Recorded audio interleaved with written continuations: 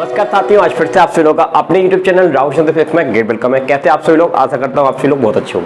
जैसा कि आप सभी लोग पता ही होगा, एसएससी जीडी 2023 का टारगेट लेकर चल रहा है और पुलिस का भी टारगेट लेकर चल रहा है। हम लोगों ने मैथ में प्रॉफिट एंड लॉस स्टार्ट किया हुआ था। ये आज की जो आपकी 5वें नंबर की क्लास है, इससे पहले बहुत सारी क्लासेस हो चुकी है और सारी क्लासेस बहुत शानदार आपको देखने को मिलेंगी। हमारे एसएससी जीडी 2023 के नाम से प्लेलिस्ट बनी हुई है, वहाँ पर सारे लेक्चर आपको इसके अवेलेबल मिलेंगे। बिल्कुल बेसिक टू एडवांस लेवल का पढ़ा रहा हूँ। अगर आप निश्चित रूप से अपने लक्ष्य के प्रति सीरियस हैं, कुछ बनना चाहते हैं और कुछ करना चाहते हैं अपनी लाइफ में, तो अगर आपने उनको सीरियल वाइज देख लिया ना और नोट्स बना लिए, कहीं कोई दिक्कत नहीं आएगी, क्योंकि हर टाइप का क्वेश्चन मैं आपको करा रहा हूँ। आज की क्लास में हम टाइप चेंज करने वाले हैं, टाइप 10 के क्वेश्चन लेंगे और आपको थोड़ा सा इसमें जो पिछली क्लास में मैंने जो क्वेश्चन कराए उनमें से थोड़ा सा चेंज देखने को मिलेगा लैंग्वेज का, ठीक है। लेकिन ये भी क्वेश्चन आसान होंगे, कोई दिक्कत वाली बात नहीं है। और ये क्लास आपकी 5 है, तो चलिए इस क्लास का पहला क्वेश्चन लेने जो आपने क्वेश्चन सॉल्व किए थे उसमें कुछ इस तरह के क्वेश्चन थे, जैसे कि 1 रुपए में आप 20 चॉकलेट लेकर आए, फिर 1 रुपए में आपने 10 चॉकलेट बेची। इस तरह के कुछ क्वेश्चन थे, आप देखना पिछली क्लास में। अब इसमें थोड़ा सा चेंज है। इसमें क्या कह रहे हैं वो 33 वस्तुओं का क्रय मूल्य 44 वस्तुओं के विक्रय मूल्य के बराबर है। तो देखो करना क्या है, इनका ये कहना है कि 33 वस्तुओं का जो कॉस्ट प्राइस है वो सेलिंग प्राइस के, यानी कि सेलिंग प्राइस के क्या है, इक्वल है। किसके इक्वल है? सेलिंग प्राइस के, ठीक है। अब क्या करोगे, तो अरे रुपया तो दिया ही नहीं है, कैसे करेंगे? कोई दिक्कत वाली बात नहीं है, वही क्वेश्चन है। 33 वस्तुओं का क्रय मूल्य, यानी कि अगर आप सोचिए, इमेजिन करिए, अगर आप 100 रुपए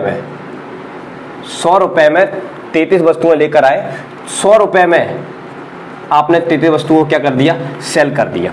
100 रुपए में 33 लेकर आए, 100 रुपए में क्या कर दिया, सेल कर दिया। वही तो कहा है उन्होंने, साफ साफ देखो, जहां पर ध्यान से लैंग्वेज पर जाओ। 33 वस्तुओं के क्रय मूल्य 44 वस्तुओं के विक्रय मूल्य के बराबर है। तो यानी कि 100 रुपए में इतनी लाता है और 100 रुपए में इतनी ही बेच देता है। और देख रहे हो आप कितना डिफरेंस आ रहा है दोनों के बीच में, ये तो कैंसिल ही हो जाएगा, ठीक है। तो पहले पिछले वाले क्वेश्चन में आपको ये देकर ये बोल रहे थे, इस वाले क्वेश्चन में इन दोनों को इक्वल कर ये बोल रहा है, और हमें तो मतलब इससे रहता है। और 33 में 44 गया तो कितना आया, 11। तो ऊपर आएगा 11 और नीचे आएगा क्या आपका 44, ठीक है। और मल्टीप्लाई करोगे आप 100 से, ये कैंसिल हो जाएगा, तो ये कितना हो गया, 1/4 हो गया, ठीक है। और 1/4 मल्टीप्लाई 100 इक्वल टू क्या होता है, आपको तो रटा होना चाहिए, 25% होता है। तो इस क्वेश्चन का आंसर क्या हो जाएगा, 20%। हमको क्या निकालना था, 33 वस्तुओं के क्रय मूल्य पर 44 वस्तुओं के विक्रय मूल्य के बराबर है, तो हानि का परसेंटेज निकालिए। तो देखिए, आपने सपोज 100 रुपए में इतनी वस्तुएं खरीदी, लेकिन 100 रुपए में आपने ज्यादा बेच दी, 11 वस्तुओं को आपने एक्स्ट्रा बेच दिया, तो ऑब्वियसली बात है आपको लॉस ही होगा। क्या प्रॉफिट होगा, लॉस होगा ना। तो ये लॉस आया, तो कितना आया, 20%। एक बार फिर से दोहरा रहा हूं, ध्यान से समझना लैंग्वेज को, बहुत ही आसान प्रश्न है, चुटकियों में सॉल्व करोगे इस तरह क्वेश्चन बिना पेन उठाए। 33 वस्तुओं का क्रय मूल्य 44 वस्तुओं के विक्रय मूल्य के बराबर है। बस इसको लिखा, इसका मतलब जितने में खरीदा उतने में बेचा, इनमें से माइनस किया तो ये आया, और इसको हमेशा इसके नीचे रखा जाता है और मल्टीप्लाई 100 से किया जाता है, तुरंत आपको आंसर मिलेगा। कोई दिक्कत? अब बढ़ते अगले प्रश्न की तरफ। आइए बच्चों, इस क्वेश्चन की बात करते हैं। वैसे तो इसका आंसर आप बिना पेन उठाए दे सकते हैं, अगर आपको वाला क्वेश्चन समझ में आ गया तो। इनका ये कहना है कि 9 वस्तुओं का क्रय मूल्य, यानी कि 9 वस्तुओं का क्रय मूल्य 10 वस्तुओं के, यानी कि 9 वस्तुओं का क्रय मूल्य 10 वस्तुओं के विक्रय मूल्य के क्या है, बराबर है। तो इनका डिफरेंस 1 आया है, 1/10 आपको 10 लिखना है और मल्टीप्लाई 100 से करना है, और 1/, इसका मतलब तो आपको पता है 10%। तो 10% आपको क्या हो जाएगा, उत्तर हो जाएगा। कोई दिक्कत? अब बढ़ते अगले प्रश्न की तरफ। आइए बच्चों, इस क्वेश्चन की बात करते हैं। इनका ये कहना है कि 33 नींबू बेचने पर 11 नींबू बेचने के बराबर विक्रय मूल्य के बराबर क्या होता है, इसको लाभ होता है। तो लाभ या हानि का परसेंटेज हमको बताना है। तो देखो, उसने 33 नींबू को क्या किया, सेल किया, ठीक है, और उसको 11 नींबू के बराबर उसको क्या होता है, प्रॉफिट होता है। तो भैया लाया कितने में होगा, तो आंसर है 11 को माइनस कर दीजिए, तो 22 में लाया होगा। तो 22 पर कितने परसेंट का लाभ हो रहा है, 11, तो 11 ऊपर 22 नीचे, 100 का मल्टीप्लाई करेंगे, ये कैंसिल हो गया 2 बार में, तो 1/2 मल्टीप्लाई 100 क्या होता है, 50% होता है। ओके, फिर से आराम से। इनका ये कहना है कि 33 नींबू बेचने पर 11 का उसको लाभ होता है। तो जब भी लाभ हो तो आपको जो जिस पे बेच रहा है ना उसको माइनस कर दो, तो आपको पता चल जाएगा कि एक्चुअल में कितने का लाया था, वो इतने का लाया था। कितने का लाया था, इतने का। फिर से सुनिए, 33 नींबू बेचने पर 11 का उसको क्या हो रहा है, प्रॉफिट हो रहा है। तो क्यों हो रहा है, तो इसका मतलब ये होगा कि वो 22 नींबू 22 रुपए में लाया होगा, 11 रुपए उसने एक्स्ट्रा कमाए, तो 11 को माइनस कर देंगे तो आपको उसकी एक्चुअल प्राइस पता चल जाएगी बस। तो ये आपको उसकी कॉस्ट प्राइस है, उसकी ये सेलिंग प्राइस है, ये कॉस्ट प्राइस है, ये सेलिंग प्राइस है, और सेलिंग प्राइस पर उसको 11 का लाभ हो रहा है, तो इसका मतलब कॉस्ट प्राइस कितनी होगी 22 होगी। और 22 में जब आप 11 जोड़ोगे तभी तो 33 आएगा ना, तभी तो 11% का क्या कमा रहा है वो, सॉरी 11 नींबू का एक्स्ट्रा में क्या कमा रहा है, लाभ कमा रहा है। ठीक है, तो आपको कॉस्ट प्राइस नीचे रखनी है, जितने पे कमा रहा है उसको ऊपर रखना है, 100 का मल्टीप्लाई करना है, आपका आंसर आएगा। अब इसका बेसिक मेथड भी मैं आपको बता देता हूं, ये तो ट्रिक थी, आप इसी का यूज करना। अब देखो, लाभ हो तो माइनस करना है, हानि हो तो क्या करना है, प्लस करना है। तो यहाँ पर लाभ था इसलिए मैंने सेलिंग प्राइस में इसको माइनस किया। अब देखो बेसिक में क्या होगा, आपको 33 नींबू को वो क्या कर रहा है, सेल कर रहा है। ठीक है, तो 33 नींबू सेल कर रहा है, तो मैं 33 ही कॉस्ट प्राइस मान लेता हूँ। अब इतने पर उसने क्या किया, 11 का लाभ कमाया, 11 का क्या कमाया, लाभ कमाया। तो मैं इसमें 11 का जो उसने लाभ कमाया है बेचने पर वो मैं यहाँ रखता हूँ। अब इस सेलिंग प्राइस को मैं इधर ले जाता हूँ, तो ये माइनस करेंगे तो ये 20 आ जाएगा। कितना आ जाएगा, 20 आ जाएगा। ठीक है, 20 आ गया, तो ये 33 हो गया, ये CP हो गया। अब आप क्या करोगे, CP अपॉन क्या करोगे, SP करोगे। तो इसको कहाँ ले जाएंगे, नीचे, और ये कहाँ जाएगा, ऊपर। ये कैंसिल हो गया, 2 और 3, तो अल्टीमेटली 2:3 आ गया। इनका आप डिफरेंस निकालोगे तो 1 आएगा, और ये किस पर है, 2 पर है, और 100 का आप मल्टीप्लाई करोगे तो आपका आंसर आएगा। फिर से समझ लीजिए, 33 पर वो सेल करता है, तो मैं मान लेता हूँ 33 ही उसकी लागत होगी। ठीक है, अब इस लागत पर वो 11 का क्या कमा रहा है, 11 का एक्स्ट्रा में क्या कमा रहा है, बेनिफिट कमा रहा है। तो ये जो सेलिंग प्राइस है इसको मैं इधर ले जाऊंगा, तो ये माइनस करूंगा। ठीक है, और माइनस करूंगा तो ये किसके बराबर आएगी, इसके बराबर आएगी। अब मैंने रेशियो बनाया, तो हमेशा CP अपॉन SP का रेशियो बनता है, तो CP ऊपर रखेंगे, SP को नीचे ले जाएंगे, तो 33 इधर चला गया, ऊपर आ गया कॉस्ट प्राइस। तो अल्टीमेटली आपको पता चल गया कॉस्ट प्राइस कितनी इसकी, 22। वही मैं आपको यहाँ बता रहा था। ठीक है, आप इसको डिवाइड किया, आपने 2 बार में गया, 3 बार में गया, तो 2:3 बना। इनका डिफरेंस कितना है, 1। अब ये जो 1 है वो किस पर है, 2 पर है। नीचे हमेशा क्या आती है, CP आता है, तो CP वैल्यू नीचे रखेंगे, और जितना डिफरेंस है उसको ऊपर रखेंगे, 100 से मल्टीप्लाई करेंगे, आपका आंसर आएगा। तो ये जो बेसिक मेथड है इसको आप तब यूज़ करें जब आपको समझ में ना आए। ठीक है, आप कंफ्यूज है, अदरवाइज आप इससे करोगे आपका आंसर आएगा। सिंपली मैं आपको बता देता हूँ, याद रखना, प्रॉफिट हो तो हमेशा क्या करना है, माइनस करना है, और लॉस हो तो हमेशा क्या करना है, प्लस करना है। तो तुरंत ही अगर इस तरह क्वेश्चन आता है, 33 नींबू बेचने पर 11 नींबू के विक्रय मूल्य के बराबर क्या हो रहा है, लाभ हो रहा है, तो आप माइनस करेंगे, आपको कॉस्ट प्राइस मिलेगी। अब इस कॉस्ट प्राइस को नीचे रखेंगे, कितने पर मिल रहा है, कितने पर लाभ मिल रहा है, 11 पर, तो 11 ऊपर रखेंगे, क्योंकि आपको पहले ही बता चुका हूँ मैं स्टार्टिंग में क्या बताया था मैंने आपको, कि जो अंश ऊपर वाला जैसे कोई नंबर लिखा है 11/22, तो ये होता है प्रॉफिट एंड लॉस, और ये जो होता है उसकी क्या होती है, कॉस्ट प्राइस। तो नीचे हमेशा कॉस्ट प्राइस आती है, ऊपर प्रॉफिट एंड लॉस आता है, मल्टीप्लाई 100, आपका आंसर आएगा। कोई दिक्कत। अब बढ़ते हैं अगले क्वेश्चन की तरफ। आइए बच्चों, उसी जैसा एक और क्वेश्चन ट्राई करते हैं। इनका ये कहना है 65 पेन को वो बेचा उसने, और बेचने पर 13 पेनों के विक्रय मूल्य के बराबर, यानी कि 13 पेनों के विक्रय मूल्य के बराबर क्या करता है, हानि प्राप्त करता है। तो यहाँ पर देखो हानि शब्द है, पिछले वाले क्वेश्चन में लाभ शब्द था, तो लाभ था तो मैंने क्या किया था, माइनस किया था। अब हानि आया तो मैं क्या करूँगा, प्लस करूँगा। तो 13 को मैं प्लस करूँगा तो कितना हो जाएगा, 78। तो ये 78 कितने पर है, 13% की हानि पर, तो 13/78 लिखेंगे, और मल्टीप्लाई करेंगे 100 से, ये 6 बार में चला जाएगा, और 1/6 मल्टीप्लाई 100 को देखते ही आपको पता होना चाहिए ये 16.66 इसका आंसर होगा।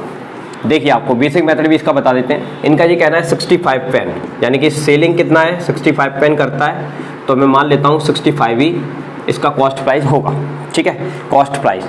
अब इस पर वो 13 का हानि और लेता है, 13 पेनों के बेचने के बराबर हानि लेता है, तो इसको मैं इधर ले जाऊंगा, तो ये 78 SP हो जाएगा, और इधर कितना आ जाएगा, 65 CP हो जाएगा। ठीक है, अच्छा, तो हमेशा रेशियो आपको बनाना है CP अपॉन SP। ठीक है, तो ये कहाँ जाएगा, नीचे जाएगा, और ये आपका ऊपर है, ये 6 बार में चला गया, ये 5 बार में चला गया, तो आपको मिल गया 6:5। इसमें कितने का डिफरेंस है, 1 का, तो 1/6 हमेशा नीचे कॉस्ट प्राइस आती है। ठीक है, इस केस में तो ये 100 से मल्टीप्लाई कर दोगे तो इसका मतलब क्या होता है, 16.66%। ठीक है, तो इतना सब कुछ आपको करना पड़ेगा, तब जाके आप आंसर लेकर आ पाओगे। लेकिन विद इन दी सेकेंड अगर आपको आंसर लाना है तो याद रखिए, 65 पेन बेचने पर 13 पेनों के विक्रय मूल्य के बराबर आपको हानि होती है, तो आपको सिंपली ऐड करना है। ठीक है, क्योंकि ऐड ही हो रहा है, क्योंकि ये उधर जाके क्या हो जाता है, प्लस हो जाता है, ठीक है, तभी तो ये ऐड हुआ है। ओके, उसमें यहाँ पर क्या था, प्लस था, तो वहाँ पर जाके क्या होगा था, माइनस। तो जब भी लाभ दिया हो तो हमेशा माइनस करते हैं, और अगर आपको हानि दी हो तो हमेशा क्या करते हैं, प्लस करते हैं, बस। तो जो आपकी सेलिंग प्राइस है उसमें आप प्लस कर दोगे तो आपको उसकी एक्चुअल कॉस्ट प्राइस प्राप्त हो जाएगी। और बस ये 78 किस पर है, 13% की हानि पर है, तो 78 नीचे 13 ऊपर, 100 का मल्टीप्लाई किया, सॉल्व किया, आपका आंसर आया। कोई दिक्कत? अब बढ़ते हैं अगले प्रश्न की तरफ। आइए बच्चों, इस क्वेश्चन की बात करते हैं। इनका ये कहना है कि 17 गेंदों को 720 रुपए में बेचने पर 5 गेंदों की लागत के बराबर इसको क्या होती है, हानि होती है। तो ठीक है, ये कितनी लागत, कितनी गेंदें लेकर आया था, 17 गेंदें लेकर आया था, उसको कॉस्ट प्राइस में कितनी गेंदों की हानि हो रही है, 5। तो 17 में से 5 को घटा दो, 17 में से 5 को घटा दो तो आपको मिलेगा 12, और 12 में कितने का डिवाइड कर दो, ये रुपया है, क्वांटिटी हमेशा नीचे आती है, क्वांटिटी कहाँ आती है, नीचे आती है, रुपया ऊपर आता है, ये तो आपको पता है ना। और कैंसिल करेंगे तो कितना आ गया, ये 60 रुपया आ गया, कितना आ गया, 60 रुपया, तुरंत आंसर आया। लेकिन इसका बेसिक भी मैं आपको बता देता हूँ, सुनो। इनने ये कहा कि 17 गेंदों को इसने बेचा, 17 गेंदों को बेचने पर, 17 गेंदों को बेचने पर इसको 5 गेंदों के लागत मूल्य, लागत मूल्य मतलब क्रय मूल्य, 5 गेंदों के लागत मूल्य के बराबर इसको क्या होती है, हानि होती है। तो ये कितना हो गया, 12 CP हो गया, और ये कितना हो गया, 17 SP हो गया। तो अगर आप निकालोगे तो CP अपॉन क्या होगा, SP, और ये कितना हो जाएगा, 12 नीचे आ जाएगा और 17 कहाँ आ जाएगा, ऊपर आ जाएगा, ठीक है। बस अब क्या ये देख रहे हो आप, 12% किसके बराबर आया, SP के बराबर आया, 70% किसके बराबर आया है, यस, CP के बराबर आया। तो आपको रुपया दिया हुआ है, तो रुपया आप ऊपर लिखेंगे, और जितने में बेचा है उसको आप नीचे लिखेंगे, और डिवाइड करेंगे तो 60 रुपये आपका क्या हो जाएगा, आंसर हो जाएगा। कोई दिक्कत? अब बढ़ते हैं अगले प्रश्न की तरफ। इस क्वेश्चन की बात करते हैं, ये थोड़ा सा हाई लेवल क्वेश्चन, ध्यान समझिएगा। इनका ये कहना है कि 1 रुपये में 2 नींबू की दर से, 1 रुपये में 2 नींबू की दर से कुछ नींबू खरीदे, और उतने ही नींबू 2 रुपये में, और उतने ही नींबू 2 रुपये में 3 की दर से ओके और खरीदे। मतलब 1 रुपये में 2 की दर से नींबू लेकर आया, फिर उतने ही नींबू, उतनी ही क्वांटिटी के नींबू 2 रुपये में 3 की दर से खरीद कर लाया, और सबको मिलाया और 3 रुपये फिक्स करके 5 की दर से उसने बेचना स्टार्ट किया। ये आपका क्वेश्चन कह रहा है, तो लाभ का परसेंट हमको निकालना है। देखो कैसे निकालेंगे। अब देखो, इसको समझने के लिए मैं आपको एक एग्जांपल देता हूँ। अब मार्केट में गए, मंडी में गए नींबू परचेस करने के लिए, जस्ट आपने देखा कि 1 रुपये के भाव से आपको 1000 नींबू मिल रहे हैं, 1 रुपये के भाव से 1000, तो आपने हाल के 1000 ले लिए। अब आगे और गए, जस्ट आगे जाने पर आपको दूसरा दुकानदार मिला, वहाँ पर 2 रुपये का भाव चल रहा था, तो अब आपने 2 रुपये के भाव से 1000 नींबू और ले लिए, ठीक है। पहले 1000 के भाव से 1000 नींबू ले लिए, अब दूसरी दुकान से 2000 के भाव पे 1000 नींबू और ले लिए, यानी कि आपने नींबू 1 रुपये के भाव से 1000 लिए, दूसरी दुकान से भी आपने 2 रुपये के भाव से नींबू लिए, लेकिन नींबू की क्वांटिटी कैसी है, सेम। पहले ही दुकान से भी 1000 खरीदे, दूसरी दुकान से भी 1000 खरीदे, लेकिन दोनों का भाव अलग था। 1 रुपये के भाव से इस दुकान पर मिला, दूसरी दुकान से 2 रुपये का भाव मिला, तो इसमें क्वांटिटी सेम है। क्या सेम है? क्वांटिटी। तो हमको इस क्वेश्चन में क्वांटिटी सेम करनी है। क्या सेम करनी है? क्वांटिटी। तो क्वांटिटी सेम करेंगे, सेम क्वांटिटी। अब सेम क्वांटिटी करने के लिए स्टेप क्या रहेगा आपका, देखिए समझिए जरा ध्यान से। ये 1 रुपया, ठीक है, ये 2, ठीक है, यहाँ पर 2 रुपया, और ये कितना है, 3। तो आप एक काम करेंगे, 3 का मल्टीप्लाई ऊपर कर देंगे, 2 का मल्टीप्लाई नीचे कर देंगे, तो आपको क्वांटिटी क्या हो जाएगी, सेम हो जाएगी। अब इसका करोगे तो ये हो गया 6, इसका करोगे तो ये भी कितना हो गया 6, लेकिन इसमें भी करना पड़ेगा। तो जब 3 का इसमें करोगे तो 3 रुपया हो गया, और 2 का इसमें करोगे तो ये हो गया 4 रुपया हो गया, ठीक है। तो ये आपने क्वांटिटी दोनों कैसी कर ली, सेम कर ली। ये क्या है, रुपया। अब इनको ऐड करो, टोटल कर लो, ये 7 रुपया हो गया, और ये कितना हो गया, 12 रुपया हो गया, ठीक है, 12 क्वांटिटी हो गई। अब इसको उसने, इसको बेचने का उसने रेट फिक्स कर दिया। 7 रुपया में कितनी दर से नींबू, 12, तो उसने रेट फिक्स किया। 3 रुपया में कितनी दर से बेचेगा वो, 5 की दर से बेचेगा। बस इसको सॉल्व करना तो आपको आता ही है। इस तरह का क्वेश्चन मैंने आपको बताया, 7 रुपये में 12 नींबू, 3 रुपये में 5 नींबू, तो इसको कैसे सॉल्व करोगे, यस आपको पता ही है, इसका मल्टीप्लाई इधर और इसका मल्टीप्लाई इधर। तो इसका इधर करोगे तो ये हो गया 36, इसका इधर करोगे तो ये हो गया 35, और दोनों का डिफरेंस आप निकालोगे तो 1 आया, नीचे 35 रखा, ये 100 हो गया। ये 5 से काट लो 7 बार में, ये 20 बार में चला जाएगा। 20 से इसको काट लो, 7 दूनी 14, और 6 पर बचा 6, 7। तो ये आपका क्या हो गया, उत्तर हो गया। ठीक है, एक बार फिर से मैं आपको दोहराता हूँ इस क्वेश्चन को। 1 रुपये में उसने 2 रुपये की 1 रुपये में 2 नींबू की दर से कुछ नींबू खरीदे। तो 1 रुपये में 2 नींबू की दर से कुछ नींबू खरीदे, फिर उतने ही नींबू उसने 2 रुपये की दर से 3 नींबू खरीदे। ठीक है, फिर सबको मिलाया और 3 रुपये की रेट फिक्स करके 5 रुपये की दर से उसने नींबू बेचा। तो इसमें जिस दुकान से उसने जिस रेट में कुछ नींबू खरीदे, ठीक उतने ही नींबू दूसरी रेट में दूसरी दुकान से खरीदे। तो भाव अलग है, क्वांटिटी सेम करनी पड़ेगी। तो सेम करने के लिए 3 का मल्टीप्लाई इधर, 2 का मल्टीप्लाई इधर, तो ये मल्टीप्लाई किया तो इधर भी करना पड़ेगा और इधर भी करना पड़ेगा। तो ये आ गया, इन दोनों को ऐड किया तो ये आया। उसके बाद हमने ये टोटल आ गया और इतनी की रेट से फिक्स किया तो इसको नीचे लिखा। ठीक है, अब इन रुपया एक जैसा करना होता ताकि इधर का कैंसिल हो जाए। तो इसका इधर मल्टीप्लाई करेंगे, इसका इधर करेंगे, तो इसका इधर करोगे तो ये हो गया, इसका इधर करोगे तो ये हो गया। इन दोनों को डिफरेंस निकालेंगे, तो डिफरेंस निकालेंगे तो 1 आया और नीचे ये आता है तो ये लिखा और 100 का मल्टीप्लाई किया, सॉल्व किया, आपका आंसर आएगा। तो ये क्या हो गया, आपको लाभ हो गया। कोई दिक्कत? अब बढ़ते हैं अगले प्रश्न की तरफ। आइए बच्चों, इस क्वेश्चन की बात करते हैं। इनका ये कहना है कि एक व्यक्ति पहली दुकान पे 2 रुपया में 5 की दर से नींबू लेता है। वही क्वेश्चन है सेम, बस थोड़ी स्टोरी को बढ़ा दिया है। और कुछ नींबू खरीदता है और दूसरी दुकान से 1 रुपया में कितने खरीद रहा है, 2 की दर से खरीद रहा है। और तीसरी दुकान से 3 रुपया में कितने खरीद रहा है, 4 की दर से खरीद रहा है।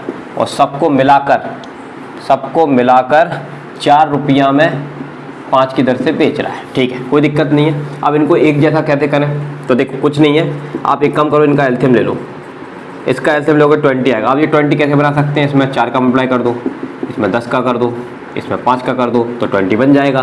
तो इधर करोगे तो ये कितना हो गया, 4 का इधर भी करना पड़ेगा, 4 दूनी 8, तो ये 8 हो जाएगा। और इधर कितना हो गया, ये 20 हो गया, ये रुपया चल रहा है।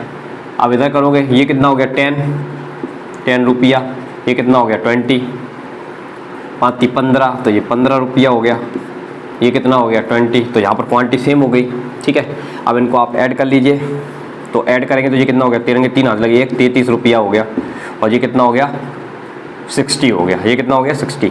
अब टोटल ये 33 रुपया किसके बराबर, 60 की दर के बराबर है और बेच रहा है 4 रुपया 5 की दर से। तो अब आपको पता ही है, इनको सेम करना होता है।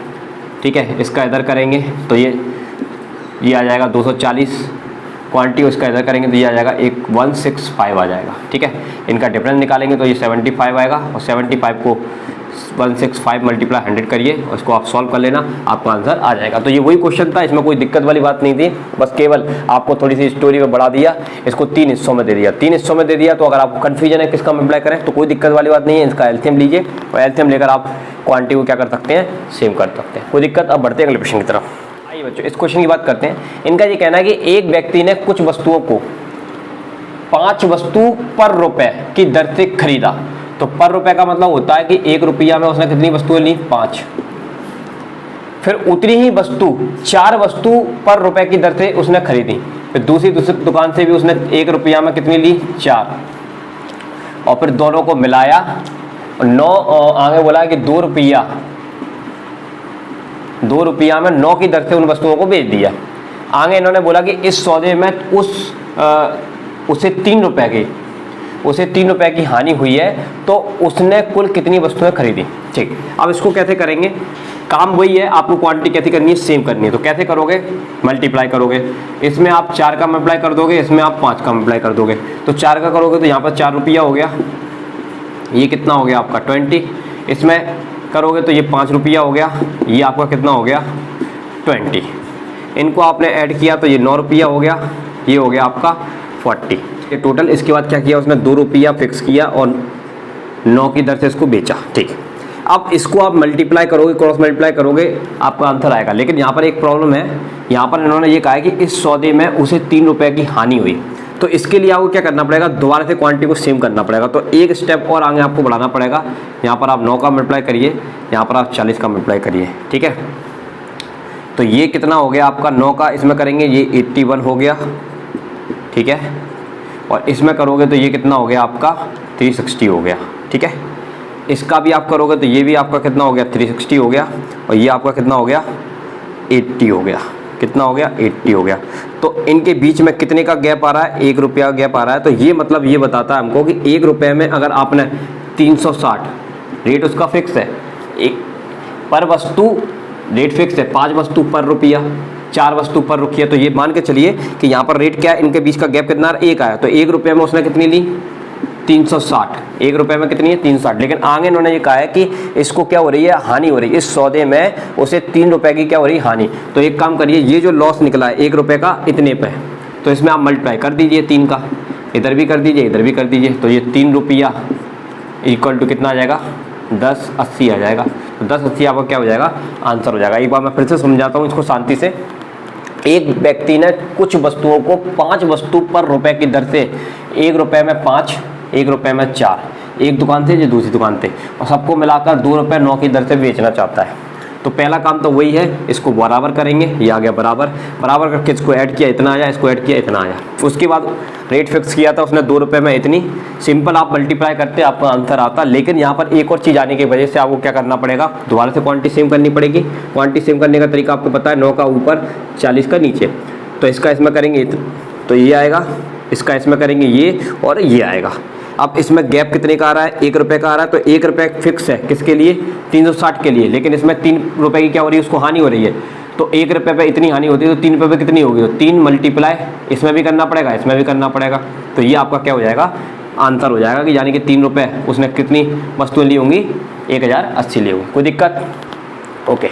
तो आज की क्लास में हम लोग इतना ही करेंगे। यदि आज की क्लास आपको पसंद आई हो तो क्लास को लाइक जरूर कर देना, क्योंकि ये क्लास में थोड़े से क्वेश्चन हाई लेवल के भी थे। अब नेक्स्ट क्लास में मैं आपको बेईमान दुकानदार वाले क्वेश्चन कराने वाला हूँ। तो चलिए मिलते हैं नेक्स्ट क्लास का। जय हिंद, जय भारत।